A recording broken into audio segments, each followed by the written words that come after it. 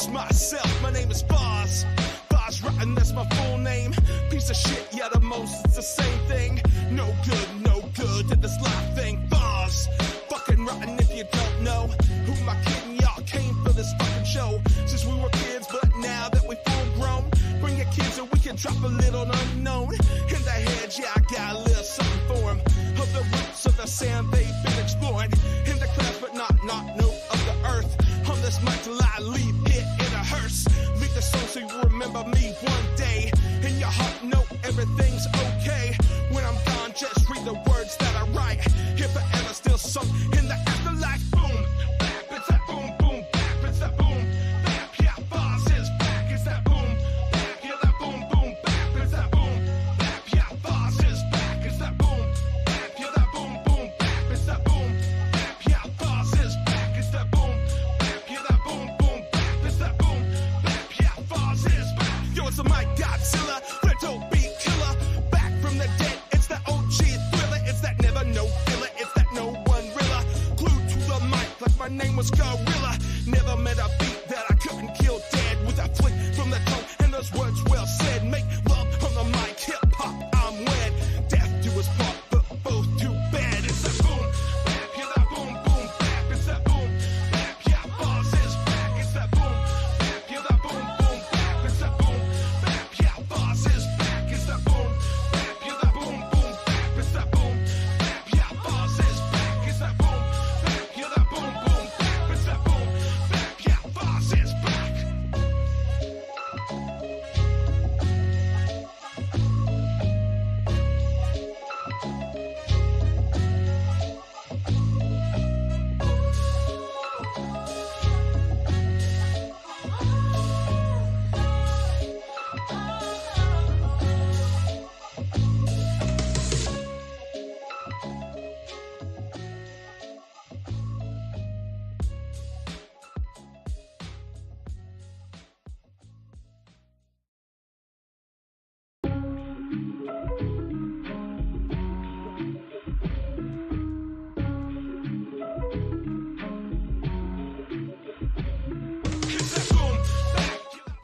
bap. It's that boom, bap, yeah, Boz is back. It's that boom, bap, yeah, that boom, boom, bap. It's that boom, bap, yeah, Boz is back. It's that boom, bap, yeah, that boom, boom, bap. It's that boom, bap, yeah, Boz is back. It's that boom, bap, yeah, that boom, boom, bap. It's that boom, bap, yeah, Boz is back.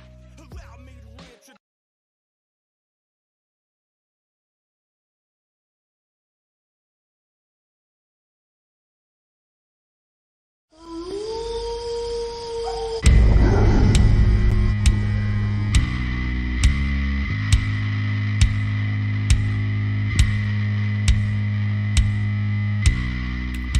Howdy, everybody. What's going on tonight, boss? How's everybody doing, man? I'm just sitting here being rad. You're looking fly for a little white guy. Yeah, man, you know how I roll. Just keep getting radder and radder. I'm just representing this shirt tonight because we're going to be talking about That's right.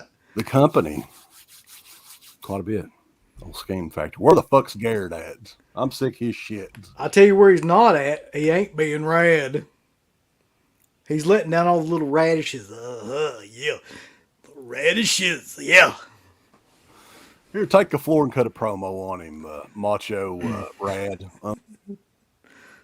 Off balance, on balance, it doesn't matter. I'm better than you. I'm radder, yeah. Let me tell you something. What, was that all you got? Oh no, I was finding props. You gotta have props. Well, it's over with now because you cut all my steam out of my promo. Well, hell, boss. So, yeah, a lot of people in here tonight. It's going to be a eventful stream. I actually did a lot of homework on this. And by a lot, I mean, I actually watched some of these fucking movies. Some of them I'd never seen before. I mean, that's really enough, you know? Yeah. You don't want to do too much homework into M. Night Shyamalan. It's like going down a rabbit hole to hell. Right. It's not a lot of fun. But our good friend Carter Derdention, one of the ballers and shot callers over on Patreon, he requested this. This was his requests for the month of July, and we just barely got it in July. It's July the 31st, Uncle Bill. You know, I would have never really thought of this, but that being said, like, this is a great idea because we've never talked about his films. Like, I really don't think we have. No. Late Bro, to the party. You are looking rad as hell, man. Well, Look at thank you, this dude. guy. Look at this guy. Fucking CK. Thank you. Yeah.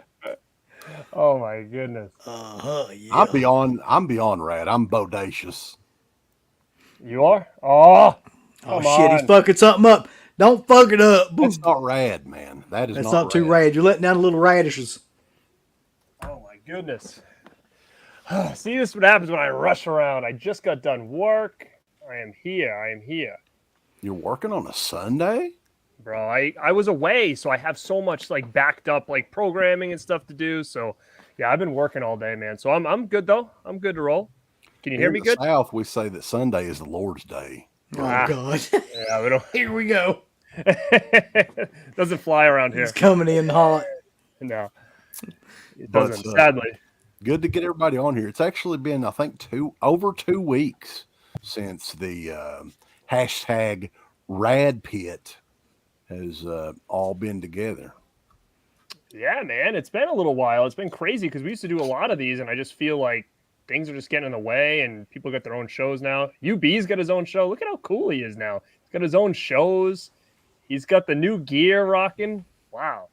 He's really. This is how I roll now. This is my lifestyle. Wow, It's not a look. It's a lifestyle. That's exactly. Your kids must be like, wow, our dad is getting real cool. Like they. They're like, he used to be all like dark and horror. Like now he's all fucking rad, and that's all that I got matters. an idea for Uncle Bill, though. I think he needs to do this. If he wants to go one step beyond, he needs to get some of those braids and shit in his hair like the Road Dogg did, and put some beads in it, and just get all funky. Good idea. That's I can use that. Yeah, that's true. I'm open for suggestions. I actually like that headband you got. That's a nice one.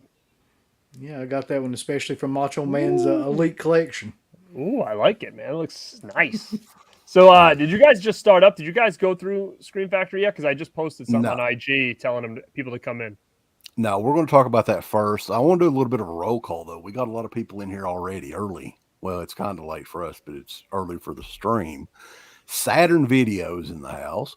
My Killer Podcast, who joined us a couple of days ago. A lot of people seem to enjoy the stream that we did on cheesy horror movies. It was a good stream, man. We had some killer picks, and especially Blood Diner, which I can never get tired of watching for some reason. And I think we talked about some movies that we hadn't really talked about very much, like House 2, The Second Story. I'm pretty sure we never mentioned that ever before. Caterpillar Dog. The Caterpillar Dog. Stuntman Mark, Douglas Clapper, Foz Rotten. That was him introing us, boys. Boom Bap is where it's at. Check him out on, that song's actually on Spotify, Amazon, iTunes, wherever you want to check it out. Check him out. It's trending right now, too. It's trending on Twitter. It's trending. Oh, Curly Jaws is in the house, of course. The greatest M. Night Shyamalan movie. What would you predict, Uncle Bill? Which one is his favorite? Oh, Curly Jaws. The Happening. Of course. Gotta be. Jerry is up in here. Noah TV, Texas. HXCX 1965. Don't confuse them with 66, baby. Ken Carlson. Chucky fan. He says it's going to be rad, baby. Count Von Strange the Fourth. Mama Blu-ray is in the house tonight. What's going on, Mama Blu-ray? She's up late, baby. Yeah, welcome. Matt Park, what is going on? He's checking us out on Facebook. Thank you, sir. What up? Ghostface 320. Saturn, I think I mentioned Saturn Video. God damn, boys, we have Blackie Lawless in here tonight. Hell yeah. Yeah. You guys rock like Eddie Munson. Yeah. 1,000 Meter Films is in here. Just trying to not skip over anybody if I'm seeing them, but you know how StreamYard is with their mid-level media. He says Uncle Bill looks rad AF. Cream of the crop. Yeah. Ryan Adkins is in the house. Welcome, sir. Fury Oh. X Joe. I think that's kind of a new name. I don't remember. Maybe a new one. I don't know. Grew up on Avatar: The Last Airbender. Shyamalan ruined my God. opinion at a young age. Uh-oh. Yeah, that's a sad kind of state of affairs there. Michael Pietkowski. I think he's a new one too. Hey guys, maybe next time. He did an Australian super chat. Woo! Whoa! Hey guys, maybe next time you can do a retrospective on all of Cool Duder's movies. Well, Or maybe you know next what? time I jam a flaming hot poker up my ass. Well, here's what we can do. If y'all really want to see that, I gotta have. Let's get I can't wait to hear what the this super chats up to $5,000 tonight. Yeah, and then we'll review all of his movies. We'll review all of his movies. Anthony's Horror and More, Punisher Batman fan, X-Ray Punch, Raised on Fiction, Joe Bob Tarhill. He says that you're not rad enough, Uncle Bill. You still look like a pussy to him, he said. I feel like I'm pretty rad, yeah. The Monkey. Cup of coffee. Yeah. So we appreciate everybody. I'm trying to go through everybody. I may have missed one or two, but keep the lively chat discussion up because we got a lot of stuff. Oh, yeah. Got a lot of stuff to talk about tonight, guys. We do. We do. Oh, my God. So I went back and watched a lot of these fucking movies, and I really hate you for that because a lot of these movies weren't very good. Now, there were some of them that, like, I had actually forgotten that were fairly decent, especially a lot of the early ones, but he had a time. I've never seen somebody's career be like first 3 or 4 films straight up. Then it's like he lost like any ability to make a film for about 10 years and then just steadily like came back. Bombastic Reviews has got to kill him. Uncle Bill looks like the bully from a shot on video movie. That's right. That's right. So we're going to get into M. Night Shyamalama Ding Dong's movies here in just a little bit. But there's some pretty big news that started floating out there today. And I'm guessing the pre-orders are going to go up tomorrow on Scream Factory's website because they got scooped again by our good friends over at Dawn of the Discs for, I'm guessing this is their 2 big October releases coming out. You guys want to talk about that briefly? Yeah. I can't wait to hear what Garrett has to say about this for some reason because it's just like, well, the first one up though, let's go ahead and get into it because this come out real early this morning. I think I saw it this morning. The artwork and people started sending it to me and all that.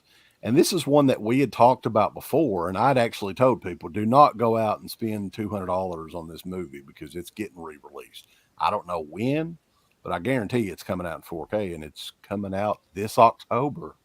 It's Return of the Living Dead, boys. Yeah. fuck. I really wish I'd have sold that Blu-ray now. Like, that makes me so mad. Me too. I mean, I do wish, because you did say it and we all knew it, that was one that if it wasn't from Scream Factory, someone was going to put that out. They weren't going to let that just sit around, especially for the price it's going for. And now, like, honestly, people are dumping that thing left and right. And like, people are getting like $20. Yeah, you tops can't for that get now, anything out of it now. So it's like at a point where it's like, I'm just going to keep mine, and I will buy the 4K of this. I think it's going to look great. It's got certain scenes on it. I'm curious to see if there's anything added. I'm sure no, there's probably nothing new there, but you know, I love this movie. I think it's going to look cool on 4K. Do I want to have to upgrade again? No. I'm kind of getting tired of this upgrading game with, and I'm not just going to say it's Scream Factory. I mean, it's everybody now, which is fine. But like, at the same time, I understand that if you're a collector of a certain boutique label, this is going to suck because you're not getting anything new, really. Like even Criterion, the same thing. Like Criterion's doing the same thing. They're just putting 4K UHD discs in the exact same edition that you have on Blu-ray. And to me, it's like, unless something's totally worth it, like I got to cut back. I can't do it anymore. And But see, though, this to me is like, there's very few movies that I would buy like a 4K from Scream Factory of at this point. But something about the way this movie is filmed, it's got like some really bright, like 80s kind of colors to it. Mm-hmm. And a lot of the gore and stuff too will come off really, really well in 4K. So I would definitely buy this. You just want to see that graveyard dance in 4K. That's going to be odd just because of a certain piece of equipment that'll probably be like visible in the 4K version. Yeah, You're gonna be like, what's that silly putty over there? Yeah, Rafe, you're not going to get it's going to be the cod piece or whatever the hell she was wearing. We actually asked her about that in detail. We did. We have no shame at all on our interview that's on the Patreon side. But somebody else had an interesting idea, and I think that I would almost bite at this. What if they did a NECA of trash, like a limited edition? I keep waiting for them to do something like that. Yeah, I think that would be freaking amazing, and I would honestly want that. I mean, the thing is, though, they very much could. Like this, we're getting news, but we're not getting everything. So they could be doing something like that, which I think would just be even cooler because that gives me more of a reason to like, all right, this is worth the upgrade now just to get this and this. And that's the problem too. And I see Ken in there says the same thing. Like at least Scream Factory's distinguishing their 4K covers. They're making them different, which I'm more about the original poster art anyways, rather than commissioned at this point. But yeah, like Arrow, and as much as I love Arrow, it's the same thing. Like they need to change it up because who's going to continue to just rebuy these just because there's an extra 4K disc in there? It's a hard sell nowadays, especially if you've been collecting a long time. Like I feel bad for Pop, right? At least I bought Return of the Living Dead for, market price the day it came out, like retail. I don't know what he could have paid for it a year ago. So those are the people I feel bad for. The people like Ken who maybe never bought this thing, he's the one that's making out now. I think any of their kind of like mainstream releases like that, you should probably just dump right now. Because it's clear to me that they're just going to like keep rolling out these 4Ks like one right after another. So like the ones that you have kind of a cult following, that pretty good size audience to them, I would just start getting rid of them because like you end up in the same situation I'm in right now. I've got 2 copies of that fucking thing. What am I going to do with them?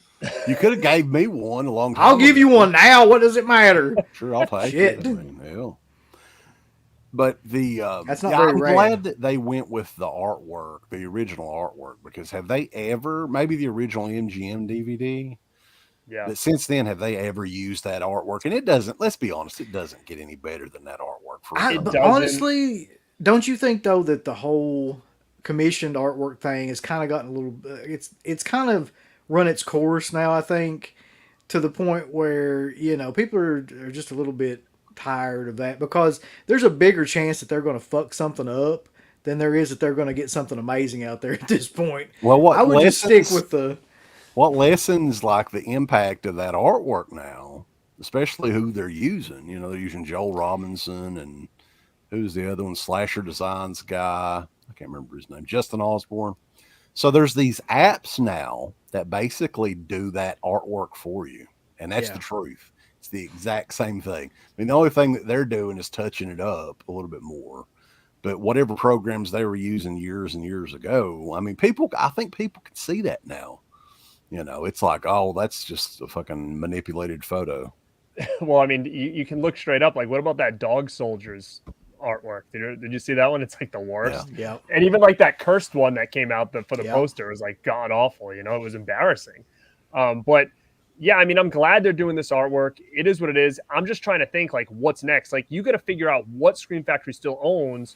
Sleepaway Camp would be interesting to find out. Like, do they still own that? I'm sure they still probably own Slumber Party because they've had Slumber Party for a long time. They had it in the DVD days, and during that second run. So I don't know I'm sure they probably still have that. But who knows it's where Roger Sleepaway Corman. Camp is now? I think anything all the Roger Corman, stuff they've got. So yeah. If that helps any at all, yeah. I would be more interested in a full collection, though. If they were to do, like, Slumber Party Massacre and the Sorority Party Massacre movies all in one. Like, I don't think that you can separate those and expect people to throw down $35 a piece for those. That's a little bit too much to ask even for Scream Factory.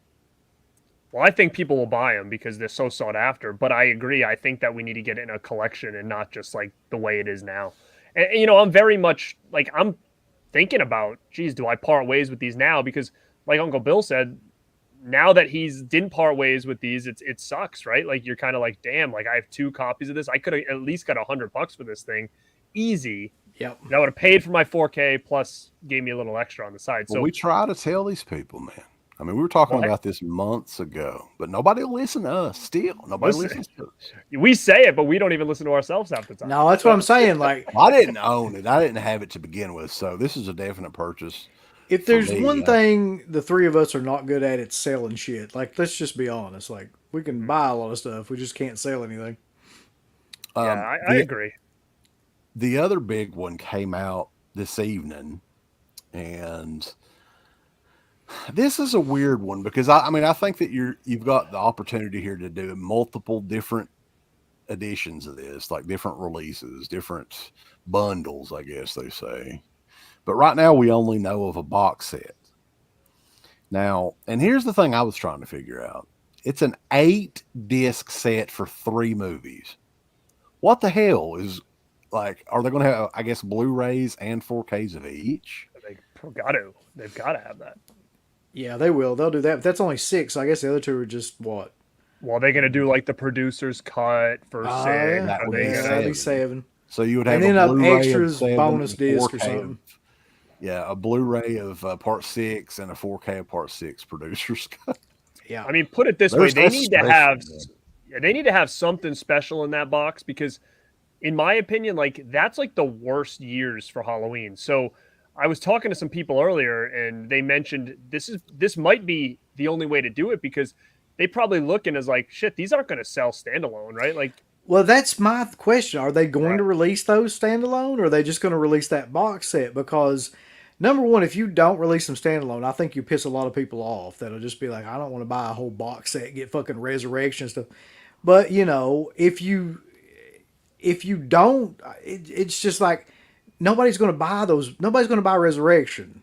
Like, that's the thing. And maybe not even H2O either. So, or 6. I don't know. I think people like H2O more than 6. There's some people that like that just want to get H2O. So Here's you're the thing, gonna though. Here's one thing that I'm asking you guys, maybe you know, because I can't think of any. Have they ever done a box set and then also did individual releases along with the box set? Has that ever happened before? not that I'm aware of. No, I don't think so because like. Even still, these other ones, would be a real dick move if you can't, and it's not like it's not the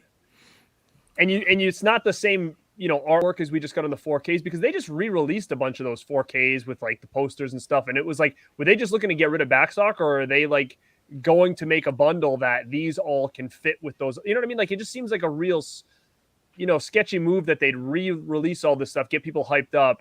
And then to just have these come out and it's like you can't even box them together. My biggest goal is I just think they should have a cool bundle would be like, hey, here's all 3.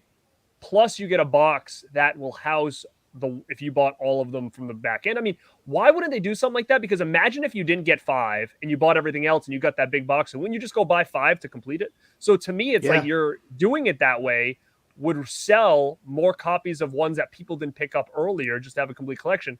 And with the artwork, like it's got to match because imagine just having a box set sitting in the back that says like Halloween years 1995 to 2000. It's like a weird, like to me that's like an embarrassing set to just have. Like I would almost rather skip it, even though it's going to be a hard skip for me because I like to have Halloween as much as I don't care about these 3 movies that much. I like to have the best editions of the collection, but it's just a very weird move. I'm curious to see what these things look like inside that box. Yeah, they didn't do, I was sitting here thinking they didn't do anything like that with like Friday the 13th or the other Halloween set. Like they didn't take any of them and make them individual kind of, discs that you could buy. But more so than that, if they're going to release a box set and have those titles in it, right, then the only way I think that you have to release them individually as well, but have something in the box set that would like appeal to collectors like that. If they're not going to even do anything like that, then I don't understand. We'll see. We'll probably find out tomorrow for sure what they're going to do. It would be very easy. I mean, they just released the Halloween one, the other ones last year. So, I mean, it would be kind of odd, really, for them to do just a complete separate. The artwork doesn't match on this box at all. The artwork is extremely ugly on this box too. But it's completely going away from the last look because I guess everybody bitched about it so much that, I mean, and rightfully so, but I mean, they did something completely different. I think eventually what they'll do, just to be complete assholes, is they'll just come out with a whole huge box set that has the Rob Zombie, it has everything else and the Rob Zombie ones, and like anything else they can get licensed to. I mean, if there's no addition to if there's no bundle to get these all in a box set, they're going to re-release them all in a box set, and that's going to really piss people off because I guarantee they'll do that though. Imagine, let's just think about it this way as a collector standpoint. Imagine they don't even give you any option to get a box set for the first 5 or a big box to house everything in. What are you going to have on your shelf? 1, 2, 3, 4, 5, and these weird leaf covers, and then next to it, this big box that's housing the rest. That's a weird thing. Collectors don't want that.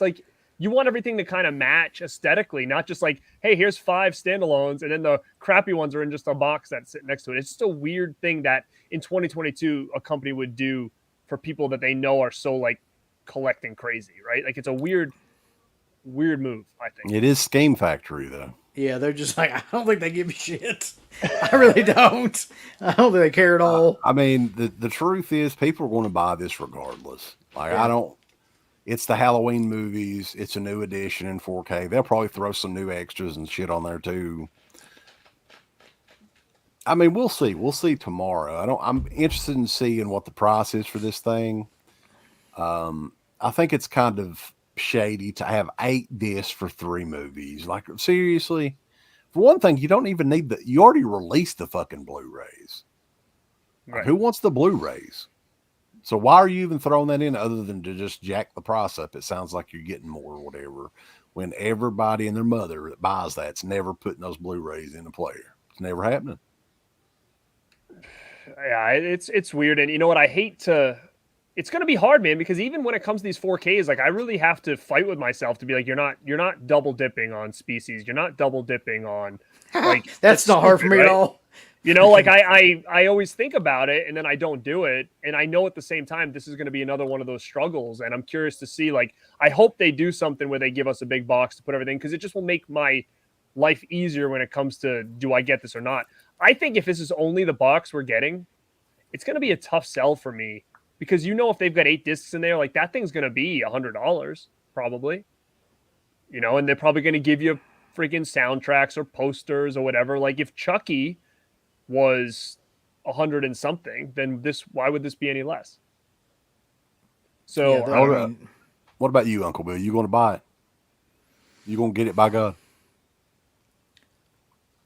I mean, the only reason that I would really want it would be for part 6.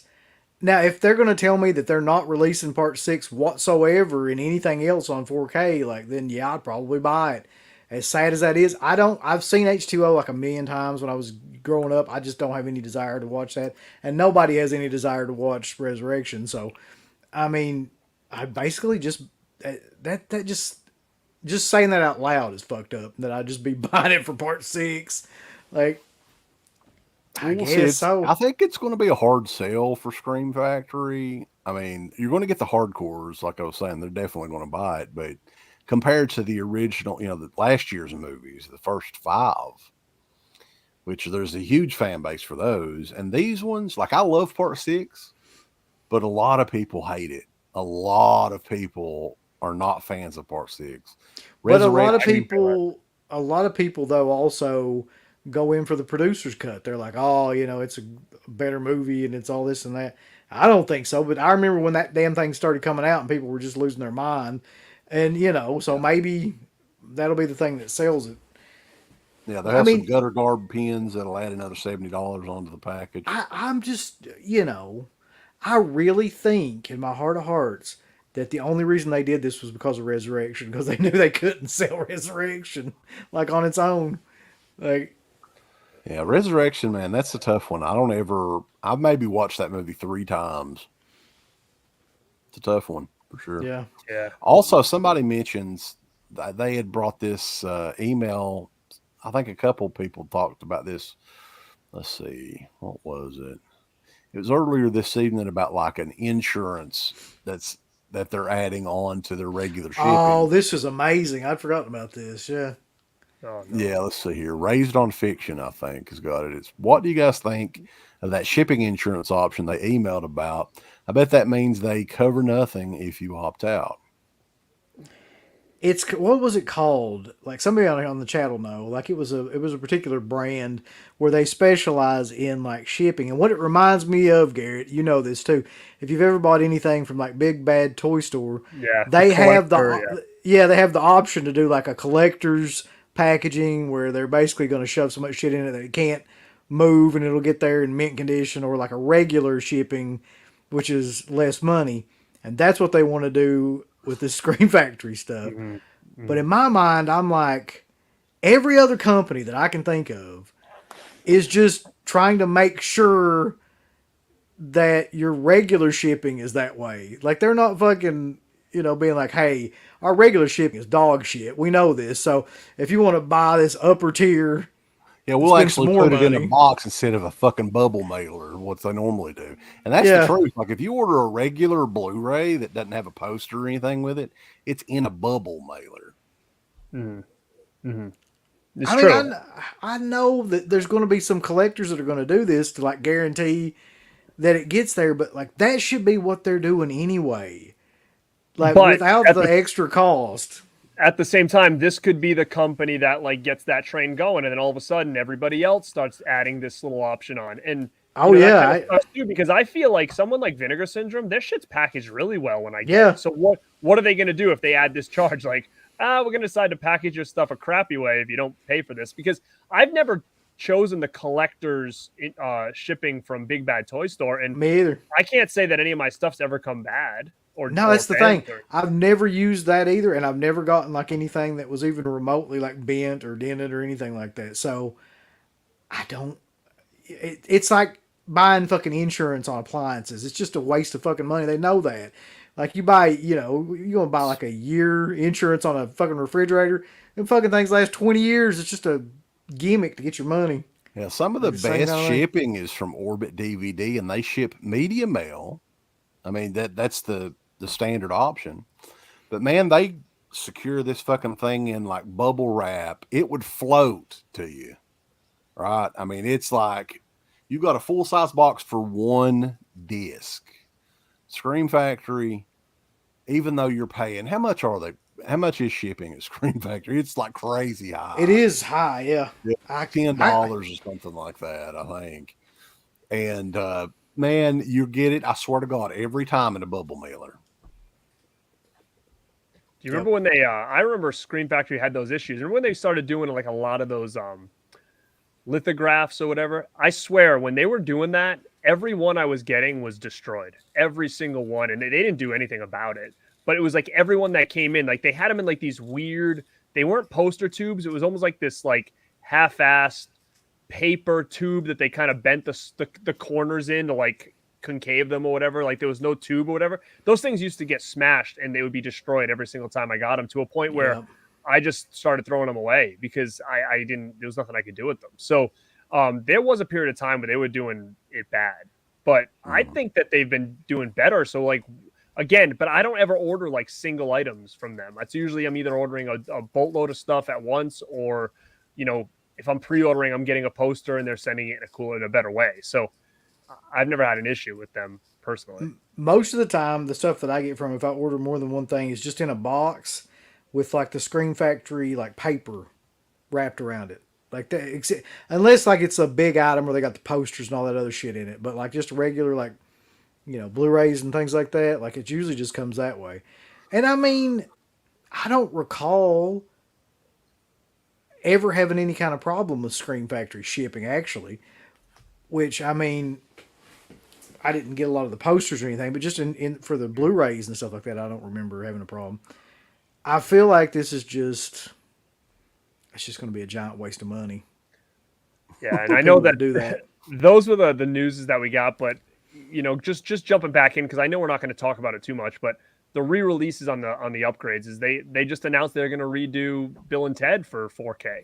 And it's like, it's one of those things where, hey, I absolutely love Bill and Ted, but they did a great addition before, and I just don't think, in my opinion, that item is going to be worth an upgrade for me, even though I love it. But it's like it doesn't even seem like there's enough meat on the bone for me to even go after that at this point.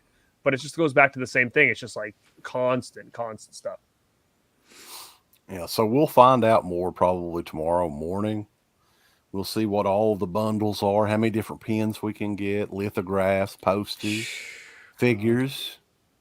I pray that they get like they do something else besides pins.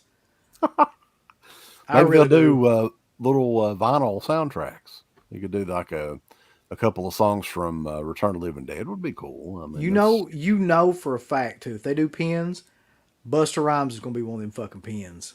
I guarantee it. That would be pretty killer, actually. But so the show tonight, though, we're going to get back on topic, and if anybody has questions and stuff, we'll try to catch them here and there. M. Night Shyamalan career retrospective tonight, and he did some movies that I didn't even know about. I was looking some of this stuff up, some of the early stuff. So I don't know how much we're going to get to talk about those. We'll just bring them up. But, you know, they're on for a little while. He, you know, for about 4 years, he was on quite a roll. And then he kind of went away for a while. Everybody was shitting all over him. And he kind of come back with vengeance. But each of these movies, I don't know. I mean, I think that there's something consistent with almost all these movies, and we'll talk about them. You want to get started though with he did like a self-financed movie, 1992, Praying with Angel. Y'all ever seen that? I haven't. Have not. No. So I think that's like let's see, Praying with Anger. I'm sorry, I can't read. Independent drama movie from 1992. It's his directorial debut. He also wrote, produced, and starred in the film.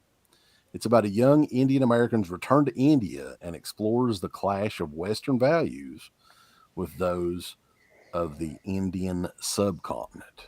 So that sounds like something I totally would never want to watch. No. What about you guys? And then he did a comedy in 98, about a year before The Sixth Sense, with Rosie O'Donnell. It's called Wide Awake. I saw that when I was looking these movies up, and I was like, I don't remember that movie at all. Like, I don't either. I mean, it seems like something that would have been, you know, it was in the 90s, wasn't it? Yeah, it came out March 20th, 1998, had a budget of $6 million, and only made $282,000. So that was not a success. Yeah, that explains why I never heard of it. It is out on DVD, I think. I think it came out on DVD. But yeah, that one kind of did nothing. Dennis Leary is in it as well. Rosie O'Donnell, Robert Loggia. Julia Stiles is in it. Very young Julia Stiles. But I think the movie that brought him to the dance, and we would definitely not be having this retrospective right now, it's The Sixth Sense from 1999, a year later. Do you guys remember where you first heard about this movie?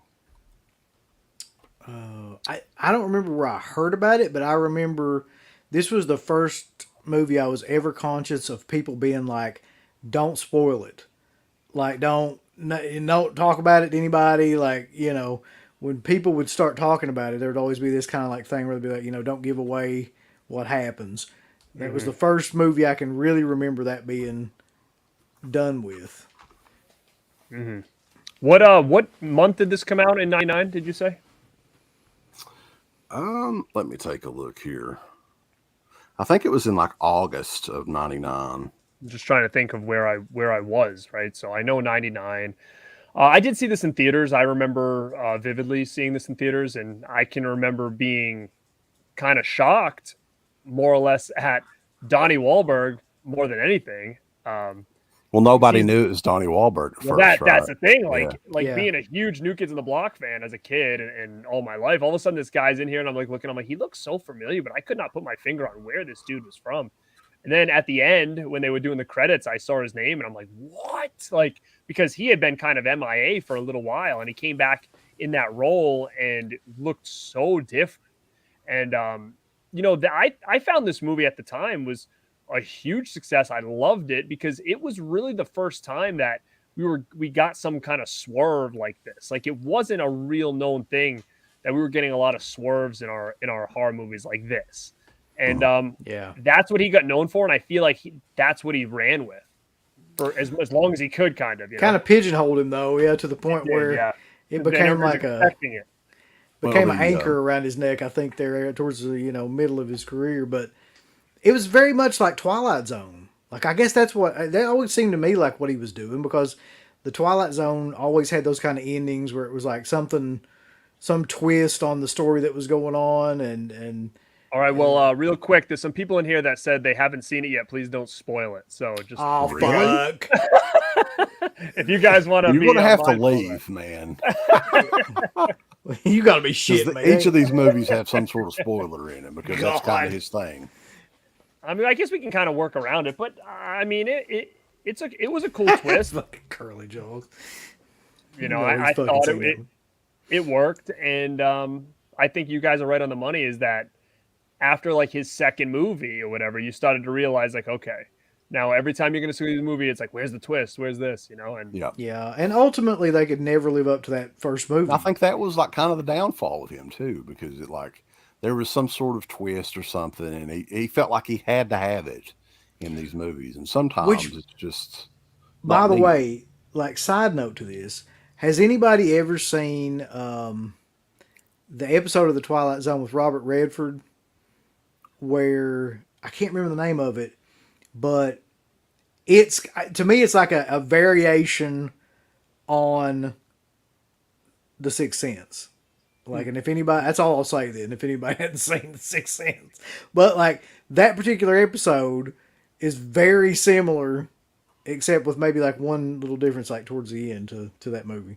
One thing that you got to give him, if you know the ending, if you've seen it for the second time, it is kind of fun to go through and watch those scenes, because it's geniusly done, where the first time you watch it, you're not going to catch it. Unless somebody's completely bullshitting me, which they probably are if they said that they saw it coming, because that was done great. I mean, that's the big thing with that one. And I think you're on the money, because I think what happened was it was so well done and so out of the blue that when you went back to watch it, you're like, or after they explain what's going on, you're like, there's no way that. So when you went back to watch it, you're waiting for like something to happen where you're like, see, it couldn't have worked, but you're right. It was done so well. Well, another. Oh God, you got. Another thing about that movie that I think people forget, because the only thing anybody ever talks about is the ending, is that movie had some legitimate scares in it though. Like, the scene that always freaked me out was the one where he goes into the tent. Do y'all remember that? And like, there's the little girl or whatever that's like, he's winding his way through this tent, and then finally gets to the end. There's a little girl that's like throwing up like in front of him. That scene always freaked me the fuck out. I think there's more to that movie than just the ending too. And I think the little boy does a great job in it. Haley Joel Osment. I mean, like, he was only what, 8 or 9 years old maybe when he made it. I don't know. He wasn't very old. And that's a hard thing to get a kid that's not fucking annoying. Like, that's a real, and he was in pretty much the entire movie. Yeah, he did well, and that kind of, upstarted his career. He was in a lot of stuff after that and then kind of disappeared, but like, I think that got him other roles. Like, remember he was in that other big movie, like AI or whatever. Like, that's what it's called, right? That was a pretty big role for him as well. And I think that this really launched him at that point. But maybe you guys in the chat know, all these movies pretty much from him I have on DVD. Does this have an upgraded Blu-ray or 4K? Does anybody know? Like, I haven't really been following a Blu-ray. I'm pretty sure it has a Blu-ray. I don't have it. Oddly enough, this VHS here that I have is the only edition of this that I own on anything. Which, I mean, it's not that rewatchable of a movie, I don't think. That's what I was getting ready to say. Like, I think that you just, like, especially the early movies of his, like I just don't ever have any desire to rewatch them because once you get past knowing what's going to happen, then I mean, there's just no point really. One thing that I wanted to bring up to you guys, because it's interesting that these movies came out so close together. A month after this movie, Stir of Echoes was released in theaters. And honestly, and I know this is M. Night Shyamalan retrospective, but I think Stir of Echoes is a better movie than The Sixth Sense. I went back and watched Stir of Echoes, I don't know, maybe a dozen times since it came out. That movie also has like a twist kind of ending to it too. But it's more like a murder mystery than it is anything else, like just a twist. So I think that's what helps it out a lot. And I think maybe what hurt that is it's too similar to The Sixth Sense, and The Sixth Sense was just, still burning up the theaters, and nobody went to see Stir of Echoes at all. It completely bombed.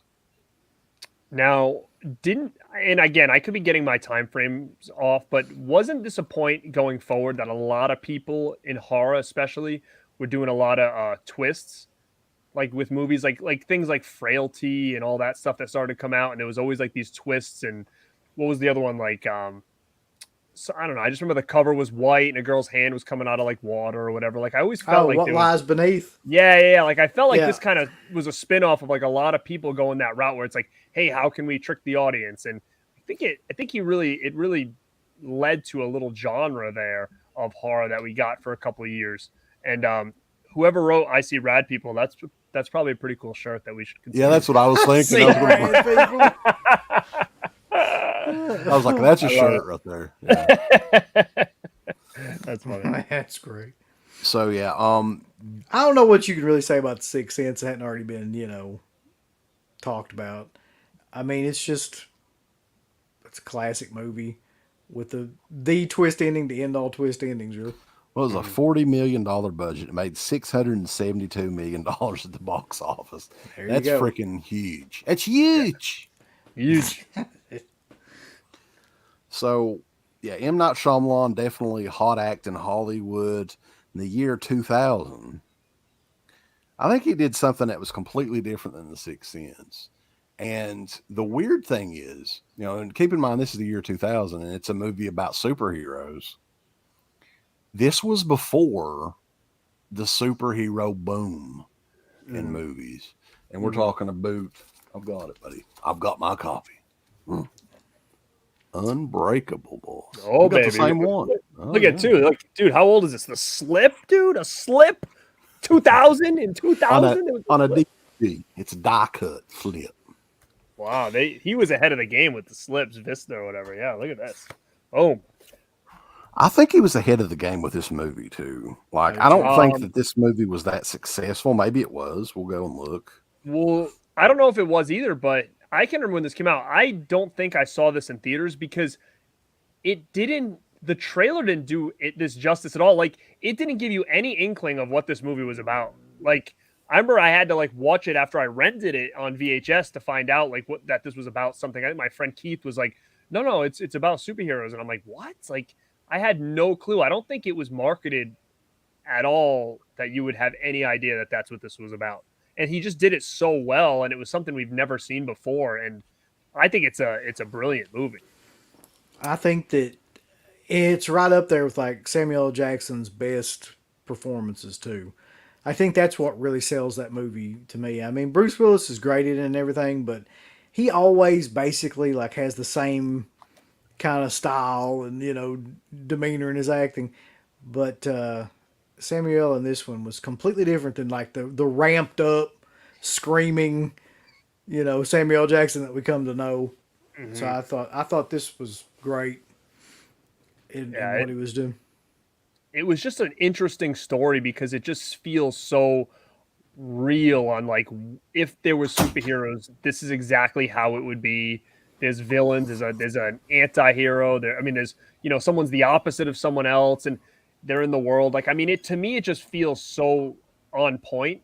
And to be honest, like I would rather watch this any day than what we're getting now from like Marvel and all that other junk. Oh yeah. Well, yeah. What's weird is I don't like the superhero genre at all, really. I mean, like, to be honest, I did kind of like the Sam Raimi Spider-Man movies, but I after did that, too, I yep. kind of fell off. Like, I can't follow them. This, at least with this too, this was an original story. The characters were all M. Night Shyamalan's characters he created. You know, the Green Guard and Mr. Glass. I honestly, like, I love this movie. I think that it may be his best movie. I mean, we'll see. We'll go through them, but yeah, I mean, I just love the way it's shot. Somebody mentioned the music. James Newton Howard's score was great in it as well. And it just felt like an epic type movie. And I was surprised that they didn't make a sequel, but little do we know, decades later, Yep. they would. And we'll talk about Mm-hmm. that one. I think it took it a long time to really catch on. I don't know how popular. I don't think it was. I mean, anything he did after The Sixth Sense was going to be a disappointment. So that's just how things are. But like, I don't think that movie really was that huge when it came out, like the next one even would be. But so I think it took a while to kind of like garner a cult following. But I think a Well, lot of people prefer that movie now to a lot it of these other. had a budget of 75 million and made 248 million. So it didn't bomb. I mean, it did Yeah, pretty decent. it did about Just not as, half, less than half of what The Sixth Sense did, though. yeah, not as, and honestly, like, I think the Sixth Sense, the genre was a little bit safer to go into, because think about the year 2000 and there was no superhero genre really. I mean, what was out around that time superhero related? I don't think anything 2000. was. The X-Men, the first X-Men movie may have been out around that time. The Punisher with Dolph Lundgren. That movie's was before fucking that. awesome. Yeah, yeah. It Yeah. is. Yeah. But yeah, Unbreakable, I think that's a classic too, for sure. So that was 2000. He would take a little bit of a hiatus and come back in 2002. And this is a lot of people's favorite as well. I think this is the only M. Night movie that I've seen in theaters. And it has Jesus Christ in it himself, Mel Gibson. Signs, boss. I think what he said about this movie, I think sums it up. Like, this was his popcorn movie. Like, this was his big epic kind of theater movie. And I can remember, this might have been the first movie of his that I actually did see at the theater, and I can remember like loving it when it first came out. It was just like, I love any kind of UFO alien related movies or anything like that anyway. But there's a couple of scenes in this movie that still work and that are still pretty badass when you go back and watch them, and it's really well acted too. I mean, mostly by Mel Gibson and Joaquin Phoenix. You know, I think something that people don't really mention too. I mean, this was August 2nd, 2002. So I don't know when they filmed this, because this was shortly after 9/11 and everything. But I don't know if you guys remember, like, after 9/11, that fall, there was what was the poison going through the mail, anthrax or something Anthrax, like that. Everybody felt threatened and everything. And it almost seems like in this movie, but using like an alien invasion as the attack, like he kind of used that. And that kind of, for me, when I was watching it again, that kind of took me back to, watching CNN or whatever about the anthrax scares and 9/11, people wondering if there's going to be another attack on the country and stuff like that. It seemed like he kind of used that a little bit to get the audience more into it. Mm-hmm. Yeah, I mean, I was very curious to find out what you guys thought about this, because I wasn't sure, because Signs is one where people love, and Signs is also one that people shit on, I think, as well. Man, I absolutely love this movie. I saw it in theaters. I can remember exactly when I saw it, where I was, because it was, like Uncle Bill said, like, I'm big into UFO movies. Those are the type of movies that really creep me out, is like alien abduction movies. Like, there's something about them that really kind of just makes me feel uneasy. And that scene in this movie, that still, every time I see it, it really, like, literally makes my skin crawl, is that damn birthday party scene on the news Yeah. where like It just Mexico works. Yeah. somewhere. He where made they it in see it Mexico for the too. first time, and it's like the guy's like he's behind, and it like he walks by this camera. Man, when that happened in the theater, the place went nuts. I was like on the edge of my seat, and even watching it now, like it's been a while since I've seen it, but I can remember it just feeling that same way where it's one of those scenes that just stuck with me forever, and it was just done so well because I feel like if this shit's gonna go down, that's kind of how it would go down, where you'd get this weird clip of like the news being like, okay, they're here, and the way they looked too in that scene, like it was believable. Like it wasn't the, Independence Day aliens or aliens that we were seeing. Like it was like, okay, this looks real now. And I absolutely love this movie, and I'm kind of glad that you guys did too, because I thought you were going to shit on it, to be quite honest with you.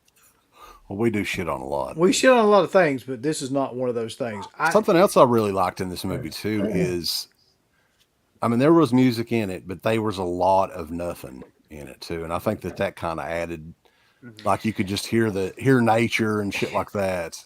Well, here's why I think it works so well is because they spend a good portion of the first half of the movie, like building up the idea of what's going to happen, and then you see the alien in that scene, right? And it's like, so you've already been like kind of programmed to wait for something like that. Like the tension was ratcheted up before that even happened. And when it does happen, it's like, it's huge at that point, and I think that he did a really good job with that. Plus I just think it's like a blockbuster-y kind of movie. Like, and sometimes you just like movies like that. Like every now and then I don't want to be confronted with, the horrors of reality.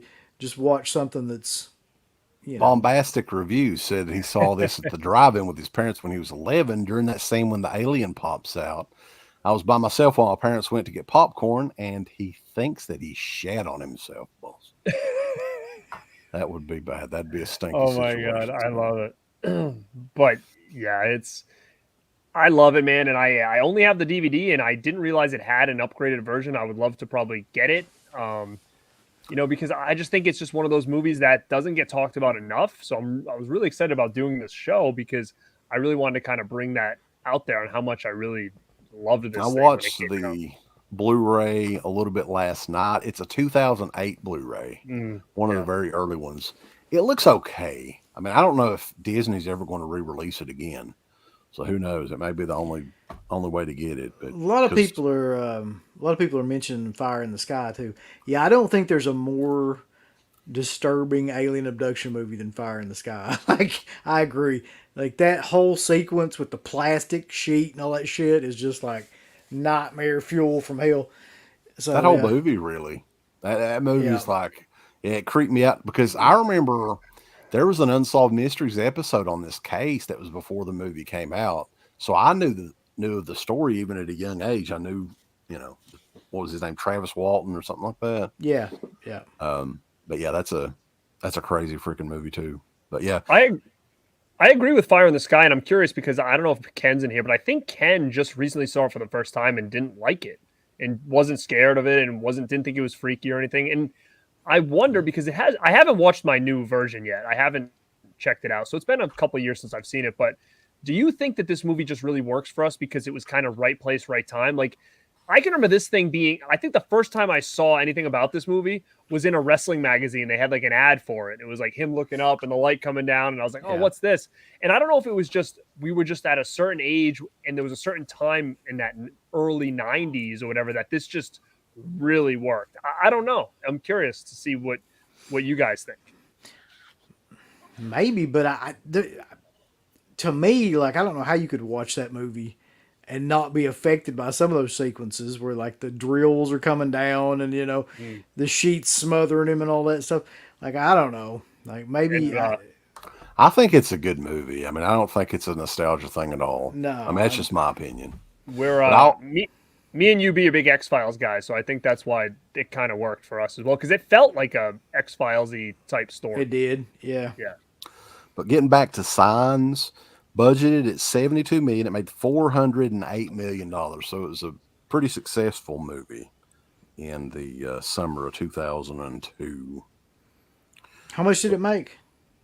$408 million. So that makes sense then, because like at this point in his career, like he thinks he can do no wrong, and he's like, "Uh-oh, wait, squirt bots, squirt Oh, bots let's are get them coming." squirters out of here. Get the fuck out of here. Go squirt somewhere else. Oh no!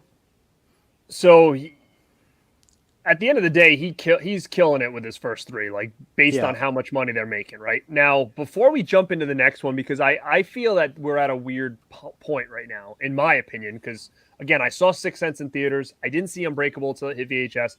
I saw Signs in theaters, so I'm constantly going, and I'm a big Shyamalan fan at this point. Like after Signs, I was like all in on this guy. Now, do you remember when this documentary came out about all these people that were like stalking him and hanging out in his house, around his house, and they were like a cult? Do you remember that whole I do remember that documentary? Where did that fall? Did that fall now? Was that later, like in his career? Like when did all that happen, where there was people that were like fanatics about this guy, and he was on what? Wasn't he on like Time magazine or something at one point, or some kind of bigwig magazine where he was on it, and they were like, I'm he's trying the to best remember. horror director. Wasn't there something about that It documentary? was a hoax. That's what I was thinking. Yeah. Yeah. Oh, They've got on Wikipedia here, it's a Sci-Fi Channel hoax. In 2004, Shyamalan was involved in a media hoax with the Sci-Fi Channel, which was eventually uncovered by the press.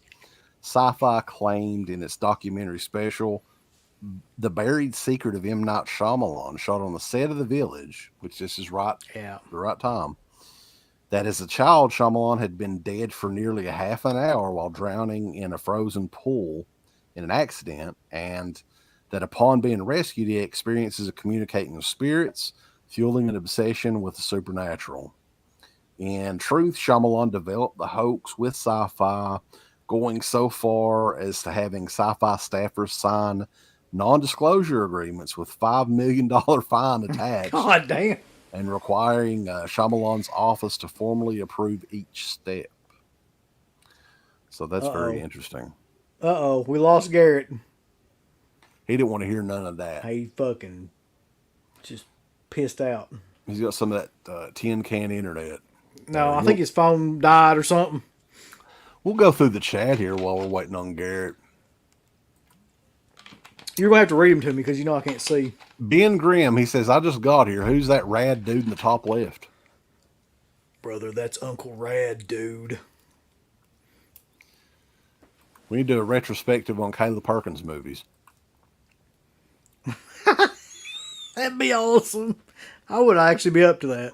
I don't know where you'd find them nowadays, but yeah. YouTube, probably. They're probably all on YouTube. Caleb Perkins. Hey guys. Fury X Joe, thoughts on the fan theory that Signs aliens were actually demons. They can't open doors. They're hurt by water and all the Bible stuff. I had not heard that. I hadn't heard that either. But maybe it's true. There's theories behind all these movies that are kind of out there. You know what I said though? Like, I'm actually wrong. We actually watched the Village in theaters too, because I remember You and I were did, there. yeah. Yeah. And I was really fucking pissed off towards the end of that movie. So was I. But we'll talk about that here in just a second. Yeah, this is the twist in our stream. Is it Garrett just leaves? I don't know. Irrespective of Hulk Hogan movies. That's possible. There's not many of them, so it'd be easy enough, yeah. No. 1,000 Meter Film says actually saw Fire in the Sky for the first time this weekend. Definitely disturbing, though. Much more of a drama than I expected. Yeah, I mean, there's a lot of drama in it, but some of the flashback scenes actually on the spaceship and all that stuff, like, that's very well done, I thought. Definitely. I mean, last time I saw it. Where the fuck you at, Garrett? God damn I have it. all the Caleb Perkins movies. Garrett got abducted by aliens. It's possible. Plot Punisher twist Batman tonight. fan. I did. Santa with Muscles was the Hogan movie that I sold to.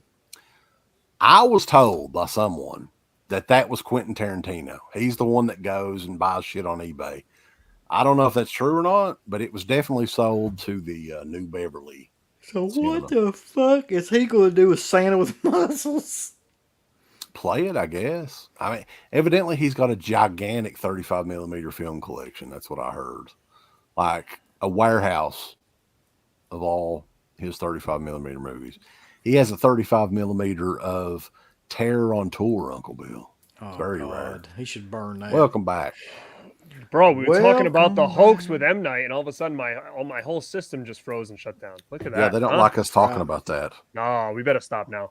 I didn't sign any paperwork, though, so I can. Shit. Damn, M. Night. I like seeing him try to get $5 million out of me anyway.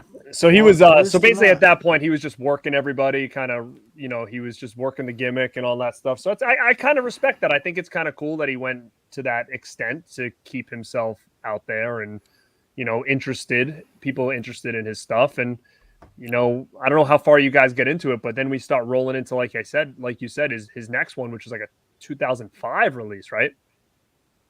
The Village, 2004. 2004, okay. Is The Village the next movie he makes after Signs? Yes. Yeah. I fucking didn't know. I for some reason, I thought Lady in the Water was next, but... M. Night was like... was The Village? M. Night, to me, was weird because I was really getting into a lot of... You know, I was going to the movies to see horror movies a lot around this time. I remember The Ring was probably around when Signs was around. These were like big date movies for me. Like I'd always be on dates, right? I was on a date for Signs. I was on a date for fucking ladies, man, way back for the Village, right? So the Village to me, and I don't know if you guys want to get into it, but I was so high on Shyamalan at that point. I was super excited for the Village, and I remember seeing the trailers. I'm like, oh, this is gonna be so sick.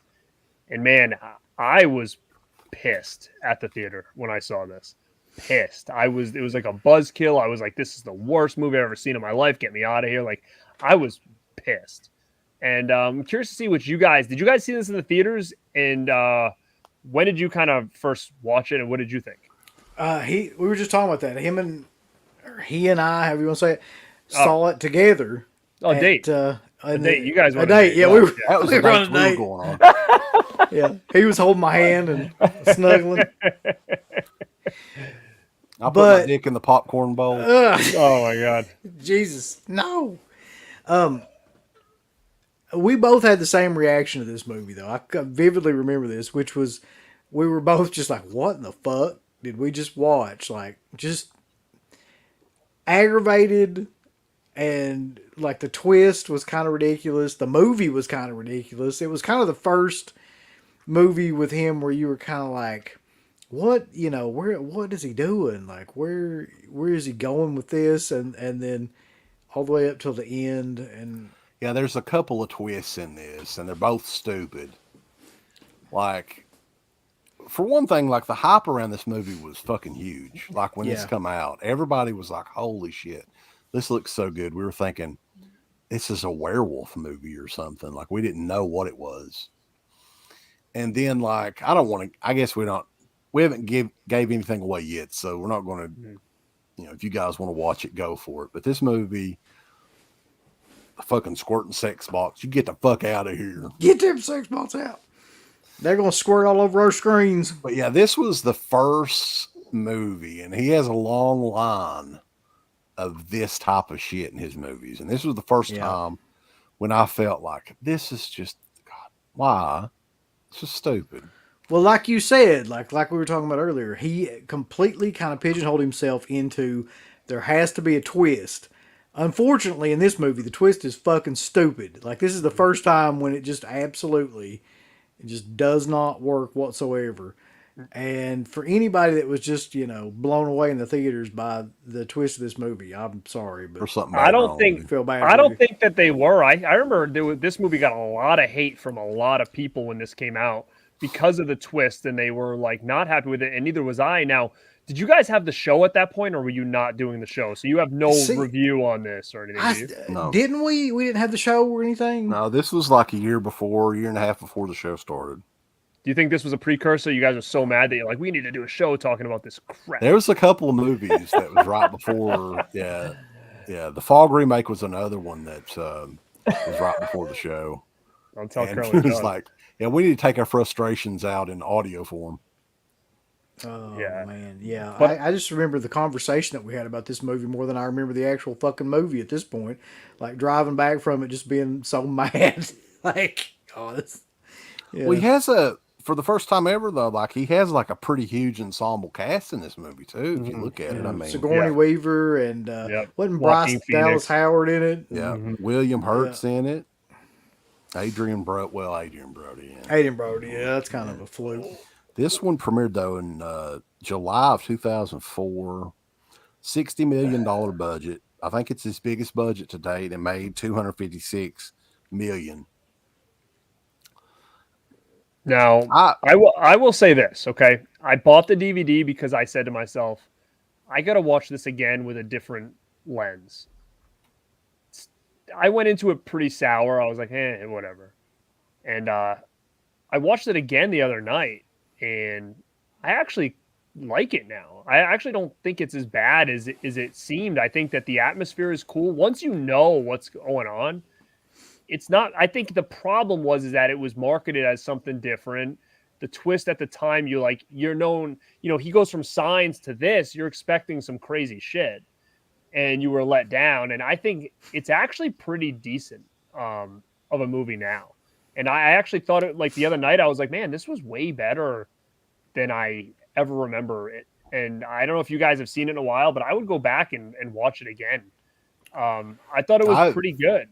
Funny thing, I've never went back and rewatched it. I watched it that one time in the theater, never again.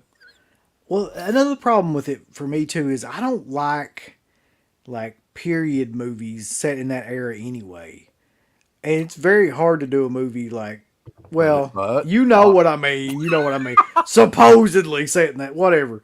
Like, so just, I don't know. Just that alone kind of makes it something I don't want to go back and watch. I have a tough time with period pieces as well. I really do. And I think, to be honest, because of the like Wes said, like because of how this is, like where it's like not a period piece, but like that to me is even it kind of intrigues me a little bit more than if it was really set in that period of time. Like what they're doing, I think was kind of pretty different at the time. And I think that if you haven't seen it, I would go back and watch it, because going through some of his stuff, like this is okay to me now. Like this to me is not the turning point where forever and a day, the turning point for Shyamalan for me was Village was like the turning point, where now I don't think it is. I think No, see, I was going to say, even then, even back at that point in time, like I didn't think it was like, you know, the point that was going to start his career I just thought it was a kind of shitty movie. Like I didn't think it was like to the point where his career would go into a decline. And I agree with what you were saying. I think that like if the next movie is the one I'm thinking it is, that's when the wheels start falling off the fucking The shit hit the fan, baby. Yeah. Yeah. So if you want to get into that one now, we can. Which, again, this is another. I was on a date. Just this one. What year? I love the fact you're on a date to this fucking Dude, movie. it's funny because I can like literally remember like where I was like on a lot of these movies. It doesn't always go that way, but as of now, I remember I saw this in theaters because I was like, you know what? I'm gonna give this dude another chance. He really bummed me out with The Village. Now, what year did this one come out? This was we're talking Lady in the Water, 2006 in July. And from what I could find on this was like his passion project, his dream project. Yeah. Right? So Well, he had this done was the previous, what was it? This was supposedly based on a story that he read to his kids like every night before they went to sleep. Like he had like a huge background with this story, and it was, you know, hugely influential in his life, and he loved it, and he put like all this time and effort into bringing it, you know, to the screen. And I think it was Disney that he approached with it as like his next movie, and they were like, this seems really stupid and we don't want you to do this. And he was just like, no, I'm doing it. Like, you know, this is my passion project. This is what I'm doing. And they were like, we really prefer you to do something else. And he just kept like, you know, until there's one thing in this movie in particular where you can tell that like he's losing all kind of sense of, The one thing though, reality and who he is making movies. visually in all of his movies, every movie that I've ever seen him do, like he's got it. He can fucking like it looks like $1,000,000. All these movies do. Lady in the Water is the same way. There's some amazing freaking shots in this movie and everything. It just sucks that it's Lady in the Water. It's not a very good movie. I can remember like I watched maybe 3/4 of this movie, and then once it got to a certain point, I was like, I just don't have the desire to leave it on. Like it actually starts like it's going to be pretty good. You're like, oh, what's this? And then when the story's explained to you, without giving it away, Yeah, the story itself. yeah, once all the mystery is gone and you know what's going on, you're like, I mean, to summarize it, like without giving anything away, it's basically like there are these nymph-like things that come down, and they are meant to show people their special purpose, basically. And like, for instance, one person's purpose is to be like the healer, and one person's purpose is to be the person who will change the world or something like that. And the part about this movie that always killed me was that M. Night Shyamalan is in this fucking movie as he put himself in the movie as the writer in the movie who is supposed to be the one that changes the world. He's like books himself to be the champion. Yes. he booked himself Hogan style, like to fucking go over. It's kind of his gimmick though. He's in all of his movies. Yeah, like he is. Cameo. But it's kind of like Alfred Hitchcock back. Yeah, but he did like this is a big role here. This is this is like he has creative control in his contract. He's basically saying that M. Night Shyamalan is the writer that's meant to change the world. Like in real life, that's what he's getting at. This was something he said to his kids, which is interesting. But did he make it up, or is this a story he read to his kids, or did he write it? I think it was a. I think it was he wrote it. That's what it says on Wikipedia. He's the only credit for the writer on it. All right, Jesus now. Christ. But at the same time, I remember when this came out, it was the same story. I was disappointed in theaters. I was like, oh, dude, this guy doesn't have it anymore. Like, this was terrible. But, I do got to give him credit still, because at this point in time, like, all of his movies were very different. You had Sixth Sense, you had Unbreakable, which was kind of superheroes. Then he went alien route. Then he went this, which is more like a fantasy, right? So as much as everybody was waiting for him, like, oh, he's horror all the time, he put a little bit of horror elements in the movies, but he was trying to tell a fantasy story with maybe some touches of like, this could be a little scary, I guess. But I think people just assume that this dude's putting out horror movies every single time. So going into it, waiting for this thing to be scary, like Signs or whatever, Sixth Sense, like you didn't get it. And then all of a sudden you're like, what the hell's wrong with this guy? But he was making very different movies, which was very interesting, but yet odd, because you don't know what he's getting. People are going after him for, like these companies, like, oh yeah, what do they just say? I'll do what you want. Like they don't say like, oh, we want you to make us a horror movie or whatever. What's funny is at this time, I mean, he basically could have.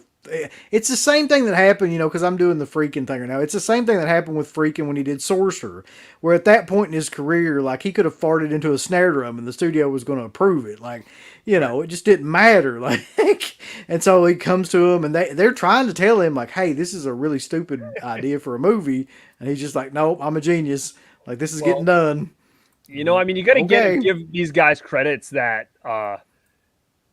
get to that point where studios just let them like do whatever they want. Like, for instance, who just did that? James Wan. Remember, Malignant was like, nobody wanted that movie. He basically was like, hey, let me make something I want to make. And the studio's like, all right, do whatever, but you have to give us X, Y, and Z after you're done, right? So you got to give these guys credit to like do a passion project like this. I mean, granted, Malignant was a win. This, not so much. For us. Yeah, for people like us. I'm not sure like how much mainstream that went over, but yeah. Lady in the Water, though, what it make? The budget on this, $70 million. It made 70.2. Oh, so this is like his first Yeah. major flop. Yeah. He must have been For so 72 upset too million. because this was his passion project and it's the one that did like nothing, right? So No. I don't know. You know what? I've only seen this, I think, in the theaters once, and maybe I tried to watch it again, but this wasn't one I revisited this week, which I'm curious to go back and watch it and to know if I have any different of opinion than I did as I did Village. So I'm curious. I'm actually going to try to go back and watch this. You know what though? What's kind of bad about that movie is it's really well made in terms of like it's shot very well, like cinematography, and a lot of the creatures in it, even for that time period, are shot well because they had the 3 different type of creatures. I can't remember their names. It was like fucking Tucsani, like tiger. Like one of them was a tiger, one of them was a fucking something else, and whatever. But like there were these creatures that fought with each other. Yeah, so I mean, and it was shot really, really well. I remember that. It's just such a awful story, and just just so kind of egotistical and grandstanding at that point. Next one up though, and I mean, he followed it with a classic. Yeah, Yeah, because at least he followed. he's excited about the sequel happening possibly. I mean, there's always it could possibly happen. There you go. Terrence got that one on DVD. I don't think that one ever come out on Blu-ray, did it? That's not out at all, if I'm not mistaken. Maybe it is. I don't know. Squirters. Squirters, get the hell out of here. Get that squirter. Get it. Another date night film was The Happening, and another one where I'm like, dude, I'm done with Shyamalan. This one is the worst, in my opinion. It I just tried to rewatch it today. I couldn't. I was like, I can't watch this. It was so bad. But when this came out, I remember the trailers made this look like it was going to be like the scariest, most wild movie ever. And I can remember being hyped up, like, holy shit, he's back. Like, this thing is horror. This thing is crazy. There's people falling from the sky. There's people stabbing themselves. And like, it was marketed as this thing was going to be like crazy, like bonkers. And it was bonkers, all right, but it was in a bad way. Like, the acting was so bad from everybody that I'm like, was it done on purpose that way? Like, how is it so? See, I had the same. It's like a parody or something. It's weird. I had the same reaction when I watched Old as I did when I watched this, which is like, is he like purposely trying to make this acting this bad, or is it like just this? And I think it's just that bad. Like, I just don't think that anybody really knew what they were doing in this movie. That's what it looks like. Well, I don't think anybody really believed. They probably all thought that this movie was going to suck, and they didn't believe in it. So I think that they just didn't care. Like, that's what it seemed like to me, because Mark Wahlberg I think he's a pretty decent actor. He's not a bad actor. He's not a fucking science teacher, I'll tell you that. Well, that's true. He can't pull that role off. And the whole thing with he's like, come on, guys, get into math. What's he say? He's got some quote like that. He's like, come on, guys, like, get into math more. John Leguizamo's in it as well. Yeah, I remember he just didn't fit in it at all. And Mark Wahlberg's love interest in it is that Zoe Douche Channel or whatever the hell her name is. Yeah. She's not that good of an actress anyway, but she was really fucking terrible in this. I'll be honest with you. I think this movie transcends being bad and like becomes almost Troll 2-esque. Like, I can watch it just for the like comedic value of it now. Like, there's no way anybody could seriously watch it and be like, this is a good movie. Like, that ain't gonna happen. You know what? There's some scenes in it that are eerie, like when those workers are just falling off the roof, like and you're walking around the streets of New York and just seeing bodies hitting the like there's stuff there that you're like, this could have worked, but I don't know, like, I really don't get it. Like, I forget because I didn't finish it. So, like, did the wind, like, what's the See, deal? If you have to say that sentence, we're in trouble. If you have to be like, did the wind, win out? They come to that conclusion too. Like, that's the funniest thing. That's like what caused all this. I don't remember, like, because I haven't never watched this since they were all just weren't they all just standing around and he come to that conclusion like Mark Wahlberg? Yes, that's the one of the dumbest parts of the movie is that basically like nobody ever really figures out what's going on, but he just kind of looking around, and people are getting killed and committing suicide, and he's like, it's that wind. It's the wind, bro. It's the wind in the trees. And There's the one plane- scene where he's standing Get away from that outside of a wind. house, and you just see the boom light coming down into the thing, and I'm like, they gotta know that that's sitting right there this whole time. This is not like a low budget movie. The friggin' mic's hanging into the screen. Like, what the And hell's then happening? well, there's another scene too where like somebody kills themselves off camera, and it's like it's still on, Marky Mark, and he goes like, "Oh no," like just like that. He's like, Yeah, "Oh it's no." I did get to that part. What? It's when the army guys start shooting themselves in the field, and all of a sudden you just hear gunshots, and he's like, "Oh, what's going on here?" And everybody's like, "What do we do?" And he's like, "Can you give me a minute? Can you give me a minute?" And I'm like, "What is going on here?" It was weird. It's man. I was just like, the so bad. worst acting performance. It's one of the way. It's like the Room level bad. Like that's how But bad what- his performance is in that. But how did they just let this fly? Like, did nobody look at this and be like, oh, that's why I'm curious. Like, is it purposely this bad? Like, No, who's I letting really this- don't who's think letting so. this go? Like, Well, this was Fox. This was a major company that released this back in the day. But the weird thing is it actually did turn a pretty decent profit compared to the last movie. Budget was anywhere from 48 to 60 million on here, and it made 163 million. So it did make some But I money. mean, I will agree with what you were saying though, Garrett. Like, there's a lot of ideas in this movie that could have worked had they been done differently and with another cast. Like the scene where they're driving the bus through and like there's people hanging from the trees and stuff, and like a lot of the scenes could have worked, but they're filmed so bad and like so goofy in this movie, and just the acting is so fucking horrible. None of it works. It Now, really this doesn't. is a movie that we did review on the show. I did a little bit of a search, and this was one that we reviewed back in the day when it came out. So if anybody wants to go and check out fresh thoughts from it, because I didn't go back and rewatch this. I just, I don't need to really. Like I've seen it enough times. It's burnt into don't my try memory. it. I tried it today, man. It was. I couldn't believe what I was seeing. I was like, I knew it was bad, but I don't remember it being this bad. And I remember the trailers really putting it over. And I think what the trailers did was they showed you all the cool shit, like people falling from the sky, hanging from the trees, like stuff. You're like, oh my god, this is nuts. They didn't show you any of the actual acting in the trailer. So as soon as you got in there, you're like, what is going on here? wasn't this hyped as his first R-rated movie? Yeah, someone just said that Yeah. too. Actually, yeah. No. All right, so yeah, that brings us through 2008. Next one up from that is what a lot of people consider to be his worst movie. Now, I want to be completely honest. I've never seen this movie, and I never ever want to see it. It just looks like something that does not interest me at all. I I'm don't know if you also guys- going to echo that sentiment. I've never seen it. I never want to see it. Like, I don't care. No, not watching it. Yeah, 2010. Garrett, you got anything? This one? No, No, not that one. he Which one actually is this? he didn't direct that one. He was a producer on that, I think. Oh, what's his next one?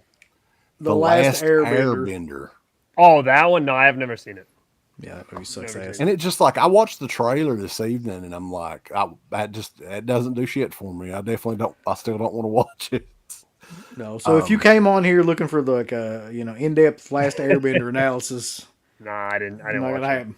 But that I didn't mean- do him any favors. I think that was another big flop for him, I believe. So I think wasn't No, that like another actually, it passion made some money. project? It was Did it really? 150 million budget, which was gigantic. It was like the biggest budget he ever had. It made 319.7 million. Wow, So it okay. didn't. This was all based on something else, though, right? It's based on like Avatar: The Last Airbender. yeah, I never seen the show, so I had no there was nothing about this that would intrigue me because I've never seen the show, so I was like, I don't know. Yeah, I have. like But I we know said, people like it. I just never seen it.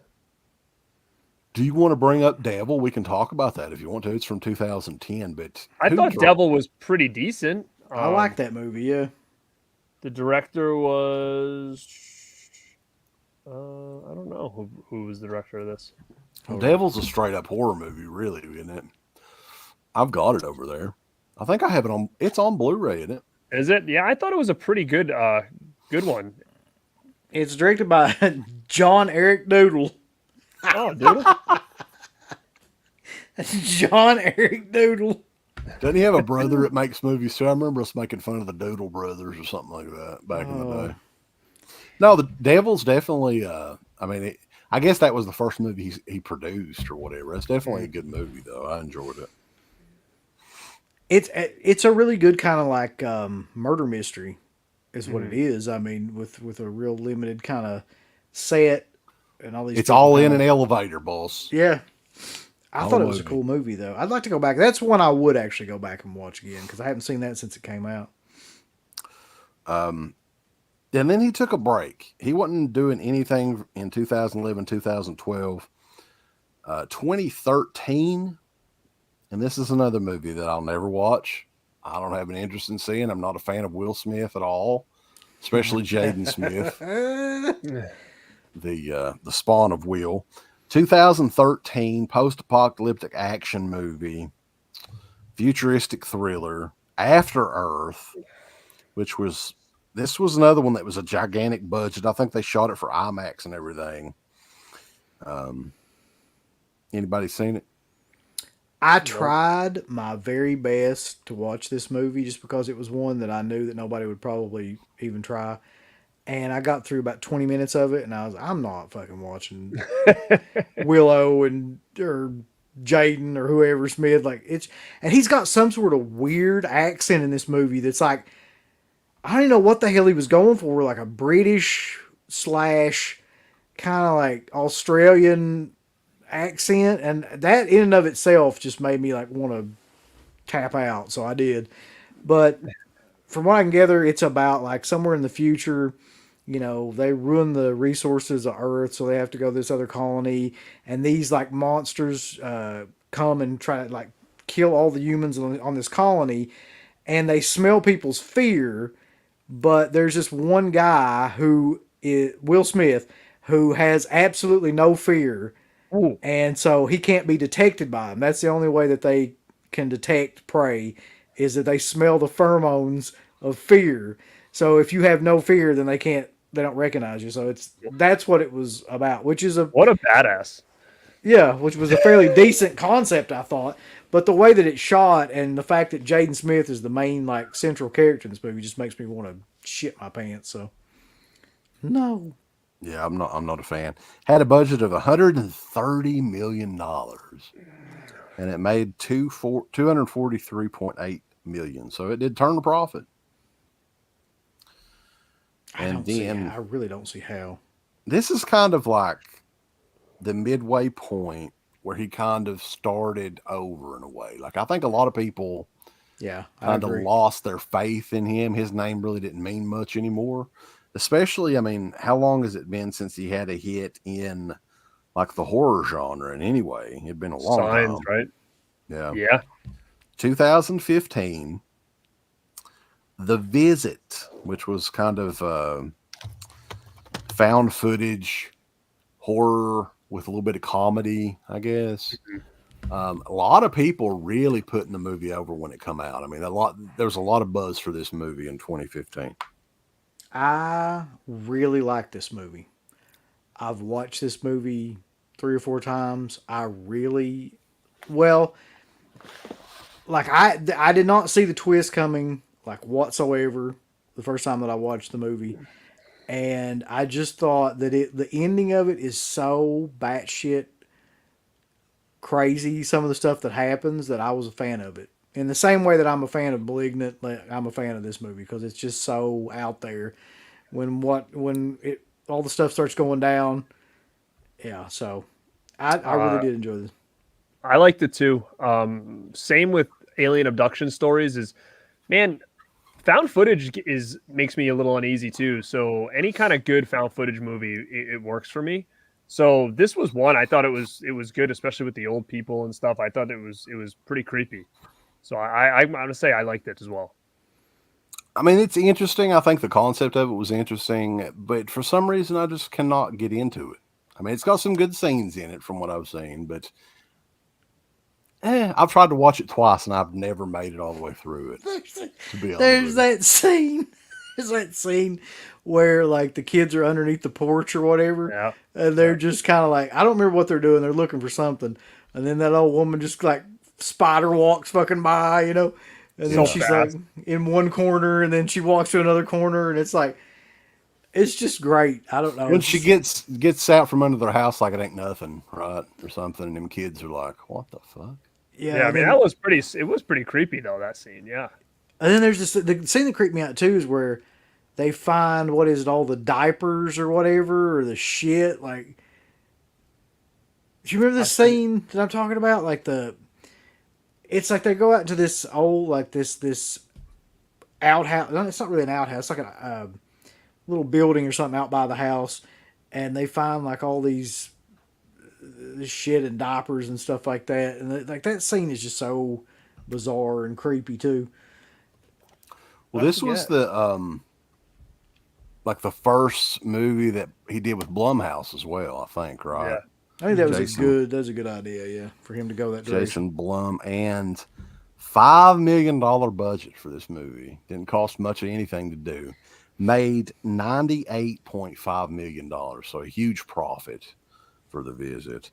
And I think the big thing that Blumhouse does, and we've talked about it for years and years and years on the show, it's a horror movie. It's got horror elements to it. Bring it out in the fucking fall, September, October. They did the same thing with the Halloween movies, and they've all made tons of money. This one came out in September of 2015. People are in the mood to see something like that, right? It's not even that difficult of, a concept to figure out, but yeah, they got it. So, Blumhouse, baby.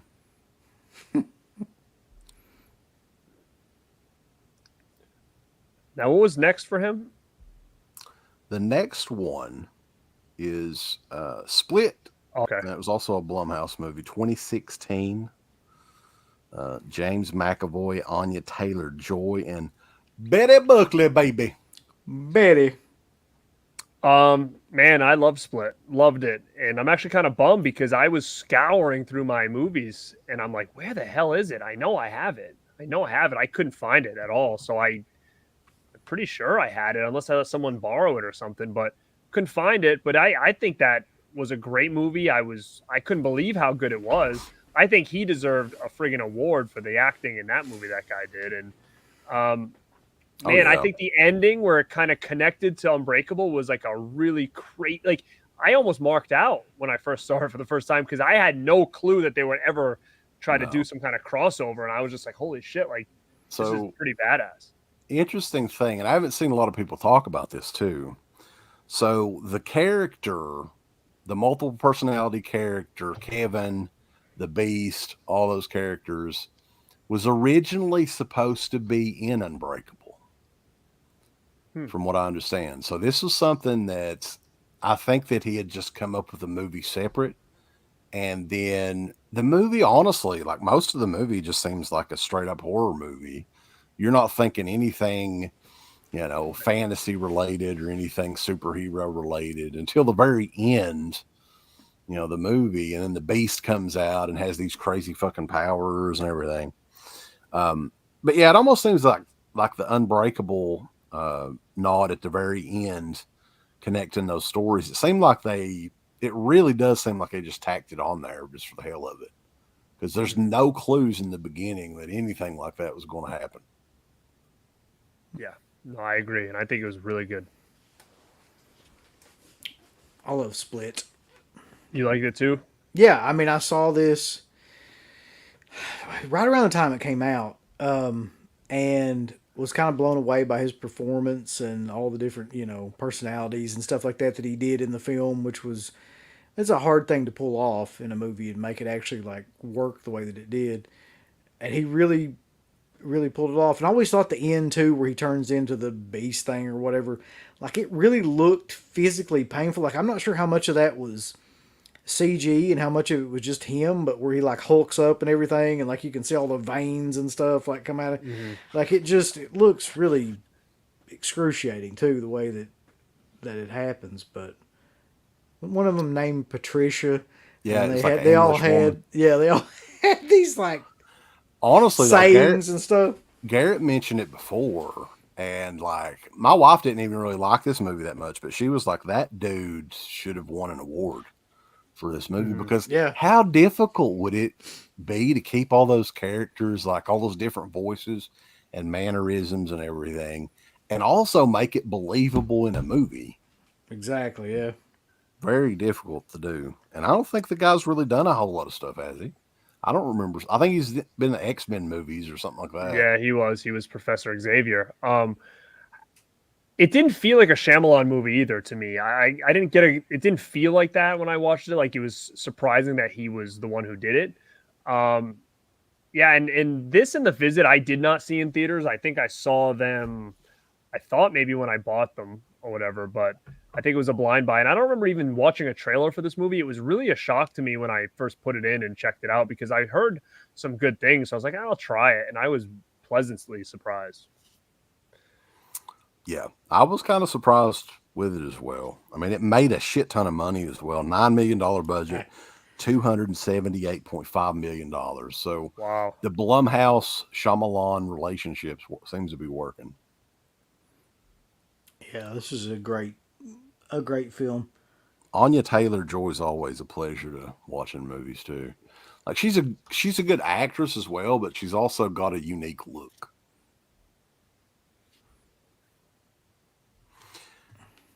Next one, and it was 3 years later, and I actually just watched this movie today for the first time. I'd never seen it. Was the follow-up, the movie that combines Split, the characters from Split and Unbreakable. It's Glass. Oh. So I have not seen this movie. Well, you just got the fucking... Are you kidding me? You just got the Blu-ray? What's wrong with you? God damn. Well, I had the Blu-ray of Split, which I thought, so I would only want a Blu-ray of Glass because they gotta look like they belong together. But I honestly hadn't seen it. I actually tried watching it today, and I was just so busy doing other things, I didn't even get that far into it. So as of right now, I can say I've never seen it either. So well, fuck these squirting bots. So what did you guys think of? Oh, no, you didn't watch it either, Uncle Rad, did you? No. Well, I mean, without giving a lot of it away, since you guys haven't seen it, I honestly, I was shocked at how good it was. Like, I liked it better than Split. Oh, I mean, wow, really? Personally, it's a different sort of movie. But I mean, just the way that it kind of shapes those characters together, and there's a different sort of twist ending at the end, and then another ending added on to that. Yeah, I enjoyed it. I don't know what anybody in the chat. I see it getting both ways. A lot of hate and some love too. So I don't know. It was one of those ones that I didn't rush to see it because I think I heard mixed things about it. So that's why I haven't checked it out yet. I enjoyed it. I mean, it's not the best movie ever made, but considering some of the stuff that he'd made in the past, I mean, I thought it was good. I enjoyed it. And let's see how did it do in theaters? Because this is 2019. It did have a $20 million budget, $247 million. Wow. So I guess the story with this one is like it's following the Bruce Willis's character from Unbreakable, and he gets captured along with he's on the run, or he's looking for the Kevin character from Split, and they both get captured, and they're kind of studying their behaviors, and the people that have them aren't who they say they are, and everything like that, without giving too much away. But I enjoyed it. I thought it was okay. Just something about that movie that I've tried to watch it. I just can't. I don't know. I mean, I like Split well enough, and of course I liked Unbreakable. I don't know. The mixture of all that, I can't get into it. It is it doesn't seem like it belongs together. I will say that. Hell yeah, y'all don't know about Uncle Rad? The fuck? They caught that, didn't they? Uncle Rad, yeah. Yeah. So I'll people in the check it chat are really shitting on Glass, but yeah, I didn't think it was too bad. All right. So one that I did think was pretty bad, and it just came out last year. Old. And this is another one that he did with... No, he didn't do this with Blumhouse, did he? No? You I figure don't you would think have. so. No, I don't see Jason Blum's name on it. Last summer it came out, July the 23rd. It's another one where I could not believe how bad the acting in the movie was. Like, there's certain scenes in this movie where you're just like, hey, is this like a joke? Are they really like? You just can't. It's the same as The Happening. You just can't like.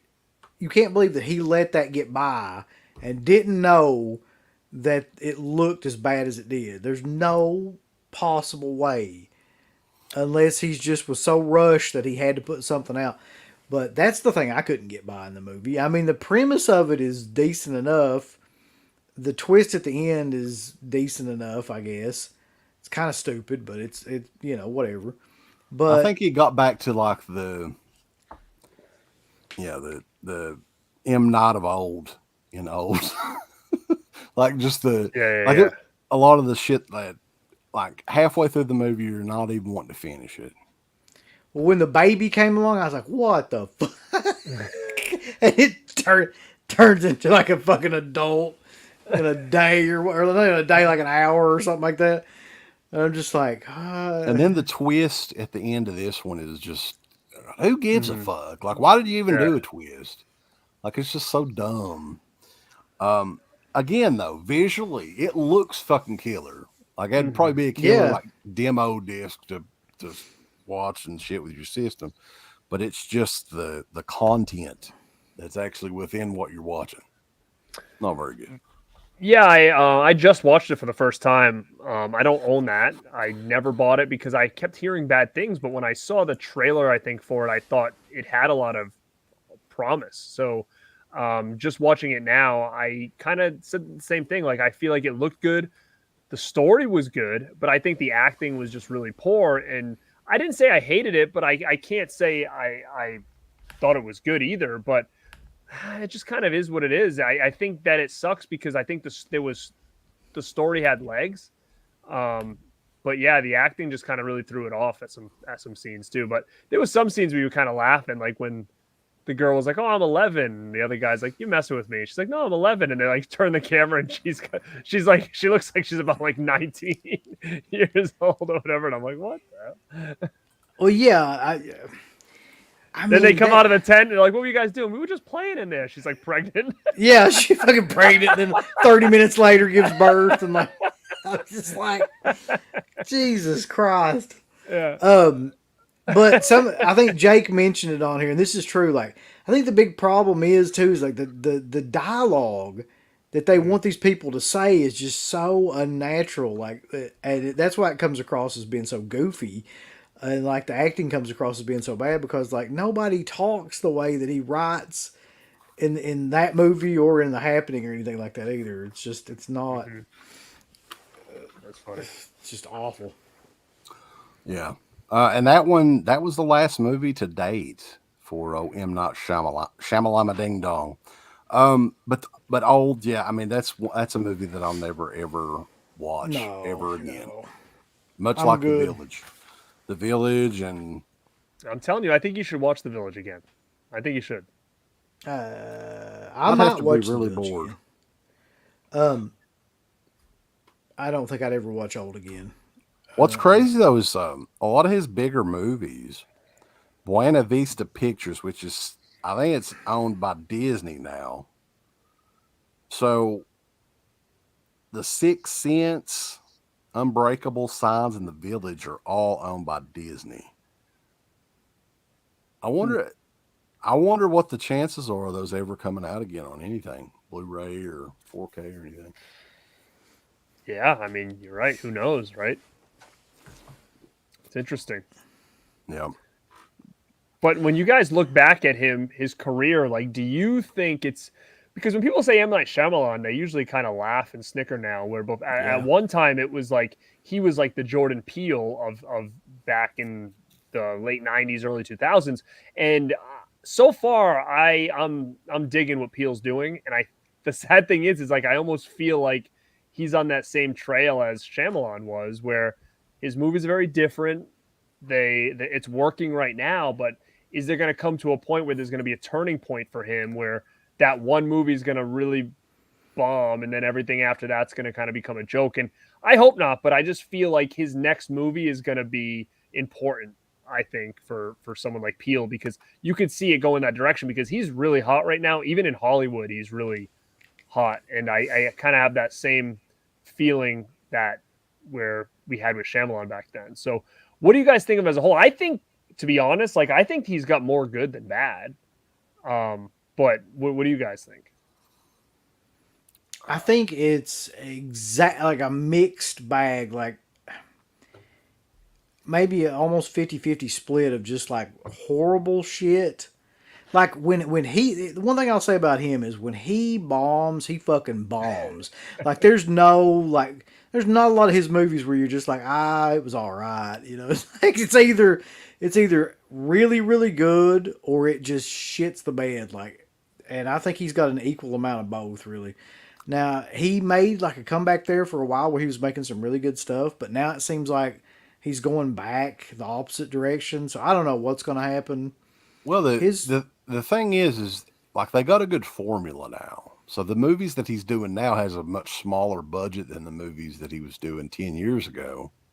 Mm-hmm. And they're all making they're making a pretty good profit. So as long as that, I think he'll still make movies for as long as that continues to happen. And somebody mentioned here, and I looked this movie up, that his next movie is starring Dave Bautista. That's so cute. What? It's called Knock at the Cabin. It's an upcoming American apocalyptic horror film, written, directed, and produced by Shyamalan for Blinding Edge Pictures. I have a feeling this is going to be a bad one. So the only premise that they have on here is it's described as a home invasion horror film that takes place during the apocalypse. Hell yeah. I'm not big on like post-apocalyptic movies personally, so to me that just doesn't intrigue me, but I'll try it. Deacon Batista will save the day, though. Oh my goodness. I think though, like overall, as far as if you really look at his movies, at great movies that M. Night Shyamalan had, I'm not talking about movies that are just good.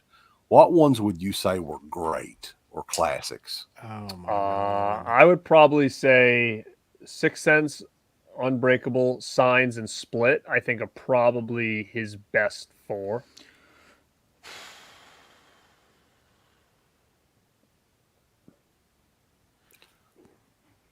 I would agree with you there, but I would add Glass onto it as well. I enjoyed it. I mean, I know some people in the chat were really shitting on it, but I think that was one of the best movies that he's done in the since the second wave of Shyamalan. I think that classic films would, for me, be Sixth Sense and Unbreakable. Like just those two, really. I mean, Signs was great. Split was great. But those are the only two I can be like, yeah, those are insane. Those are off the chain. Fucking. I mean, I think the big thing about Unbreakable is it was just way ahead of the curve there. Like he got on that, like that was the year 2000s when that thing come out. And it was an original, like all those characters were original. He wrote all those characters. So I don't know. I think that's probably an underrated one for sure. People talk about it, but I like that movie a lot better than The Sixth Sense. I'm telling you though, the one with the most rewatchability of any of his films, The Happening. Try to watch it. Old Curly Jaws said so, yeah. So that is the complete retrospective. M. Night Shyamalan, boss. And I admittedly, and this was Carter Derdention's choice. This was one that actually, which I haven't even seen his ass in here. So if I think about it, you'll have to check out the replay. This was a lot of work actually going, because there were a few of these movies that I'd never seen before. I'm gonna be honest with you too. Like we probably could have tried to watch all these movies, but life's short, and I mean, it's too short to watch shit with Jaden Smith in it. Like, it really is. Like, or anything like that. Like, there's way more stuff that I'd rather be doing at this point, like dusting or doing the dishes. Dude, Or I know like, Garrett, he's a big fan of the Karate Kid, but that Karate Oh Kid my movie God. No, with not fucking that Jaden one. Smith. Yeah, no. I No, don't like seriously, isn't that movie like 2.5 hours long or something? Like, I don't know, remember trying to watch that one night, and I was like, God damn, this is the fucking most boring shit ever. Yeah, it sucks. It sucked. Yeah, awful. Surprised we haven't seen him pop up in Cobra Kai, considering Will Smith had something to do with the show. I don't know Yeah, if he he's like still a does. producer on it or something, isn't he? Yeah. Or he was. Yeah. But No, this was cool though, because again, I think it was cool to go back and rewatch some of these. Like, I rewatched The Village and had kind of a different opinion on it. I think I'm going to check out Glass. It's actually in my player right now because I started it. I do want to go back and watch Lady in the Water now that we did this, just because that's it's the interesting theater film. that I've seen it, So I'm just curious. Happening, I'll never watch that again. It was awful. Oh, come on. And I we don't could know, do maybe live commentary if somebody wants. Yeah. That would make it halfway watchable. I'm telling you though, man, that movie is like, it's in that category of, it's so bad that it's actually like transcends. It's good in a horrible way. Mm-hmm. So yeah, guys, we appreciate everybody checking the show out tonight. We had an active chat in here all night, and we've got some cool stuff planned. I don't know if we've got a date on it yet, but I think Garrett, you mentioned it on one of your live streams a few days ago. Mm-hmm. We're going to do another complete history of it. It's for a new studio or a company that we've never talked about before.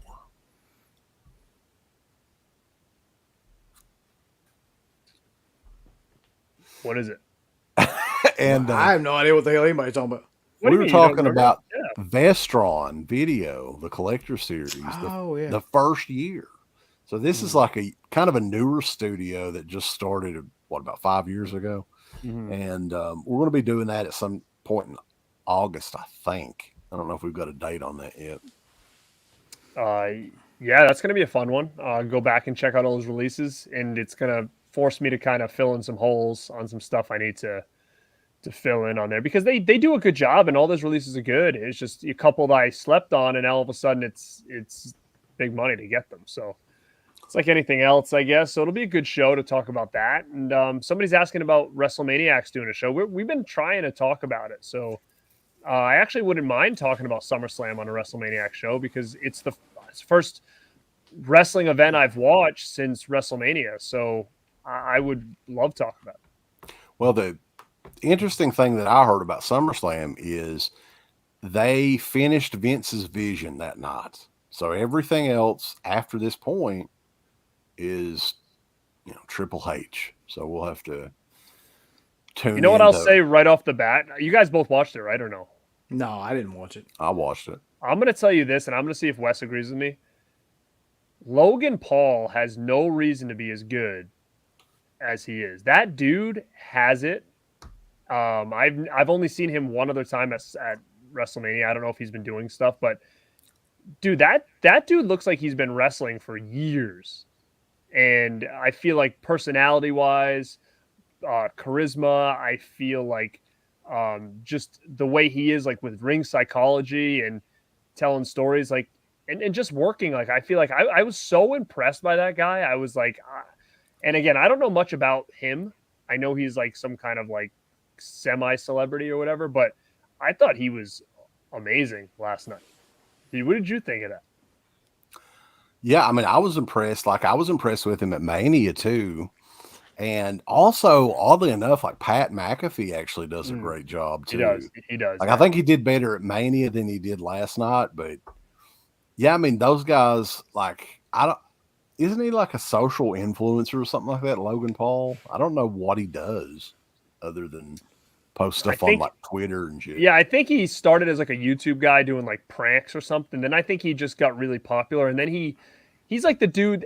There's a twin brother. They have like a podcast. They keep getting the name out there to like fight McGregor and the He's other like guy. they're like the male Kardashians from what I could piece together. But Like, they're famous, but nobody could tell you why. But he signed a contract with WWE to like work for like a real legit contract where he's got X amount of dates and all this other stuff. And he posted on Twitter, I guess, this morning or something that he's like, this was the most fun I've ever had. And, you know, I think I found my calling or something. So it seems like he's really in it. So I think it's exciting because he's got some name recognition. And I thought he just did really good for a guy who's technically a brand new rookie. I mean, he's better than probably most all of NXT right now.